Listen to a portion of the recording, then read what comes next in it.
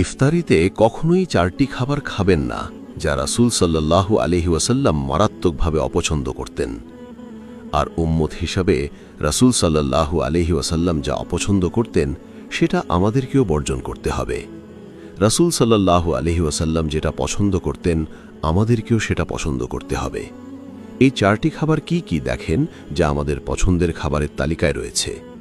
প্রথম 2টি খাবার হলো রাসূল সাল্লাল্লাহু আলাইহি ওয়াসাল্লাম বলেন কাঁচা রসুন এবং কাঁচা পেঁয়াজ আমাদের অনেকের পছন্দের তালিকায় আছে এবং ইফতারের সময় আমরা পেঁয়াজের সাথে ছোলার সাথে এগুলো খুব মজা করে খাই। অথচ বুখারীর বর্ণনায় আল্লাহ রাসূল সাল্লাল্লাহু আলাইহি ওয়াসাল্লাম বলেন, বুখারী শরীফের 855 নম্বর হাদিসে আল্লাহ রাসূল সাল্লাল্লাহু আলাইহি ওয়াসাল্লাম বলছেন, যখন কোনো মানুষ কাঁচা পেঁয়াজ কাঁচা রসুন খায় সে যেন আমার নিকটে না আসে, এমনকি মসজিদের নিকটেও যেন না যায়। কেন? কাঁচা রসুন এবং কাঁচা পেঁয়াজ খাওয়ার কারণে তার মুখ থেকে এক প্রকার দুর্গন্ধ বের হয় যা ফেরেশতাদেরকে মারাত্মকভাবে কষ্ট দেয়, অন্য মুসলিমদেরকে অন্য মুমিনদেরকে মারাত্মক কষ্ট দেয়। এজন্য কাঁচা পেঁয়াজ খেয়ে সে যেন মসজিদে না আসে। এখন বলতে পারেন, তাহলে কি কাঁচা পেঁয়াজ খাওয়া কি নাজায়েজ? এটা কি গুনাহের কাজ? না, কাঁচা পেঁয়াজ খাওয়া নাজায়েজ নয়। রাসূল সাল্লাল্লাহু আলাইহি ওয়াসাল্লাম আমাদেরকে দুর্গন্ধযুক্ত জিনিস থেকে বেঁচে থাকার জন্য বলে দিয়েছেন। আপনার যদি একান্তই অভ্যেস হয়ে যায়, কাঁচা পেঁয়াজ না খেলে আপনার ভালো লাগে না, আপনি এই সময় খাবেন না, কারণ ইফতার করার পরেই আপনাকে নামাজে দাঁড়াতে হবে। ইফতারি করার পরে আপনি নামাজ পড়বেন, মাগরিবের নামাজ আদায় করবেন, যা আপনার নামাজের সময় অবশ্যই রহমতের ফেরেশতা আপনার কাছে থাকবে।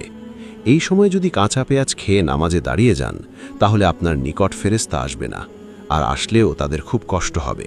এই জন্য রাসূল সাল্লাল্লাহু আলাইহি ওয়াসাল্লাম এজন্য নিষেধ করেছেন। আর একটা হাদিসের মধ্যে আসছে, রাসূল সাল্লাল্লাহু আলাইহি ওয়াসাল্লাম একটি দাওয়াতে গেলেন, যাওয়ার পর দেখলেন কাঁচা পেঁয়াজ দিয়ে সালাদ বানিয়েছেন। আল্লাহ রাসূল সাল্লাল্লাহু আলাইহি ওয়াসাল্লাম বললেন, এটা কে বানিয়েছে? ভেতর থেকে উত্তর আসলো, ঘরের এক মহিলা বানিয়েছে। তিনি বললেন, না, এটা আমি খেতে পারবো না, এটা নিয়ে যাও। কেন খেতে পারবো না? এজন্য যে আমার সাথে ফেরেশতা থাকে, এটা খেলে আমার ফেরেশতাদের খুব কষ্ট দেয়, অতএব আমি খেতে পারবো না।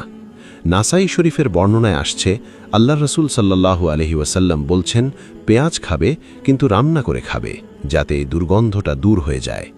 এজন্য প্রথম 2টি তালিকায় আমাদের রয়েছে কাঁচা পেঁয়াজ এবং কাঁচা রসুন। এজন্য আমি একসাথে বললাম। একই হাদিসের মধ্যে একসাথে কাঁচা রসুন এবং কাঁচা পেঁয়াজের কথা আল্লাহর রাসূল সাল্লাল্লাহু আলাইহি ওয়াসাল্লাম বলে দিয়েছেন। 3 নম্বরে আল্লাহ রাসূল সাল্লাল্লাহু আলাইহি ওয়াসাল্লাম বলে দিয়েছেন, অতিরিক্ত গরম খাবার তোমরা খাবে না। ইফতারের সময় দেখা যাচ্ছে যে তাড়াহুড়ো করে রান্না করা হয়।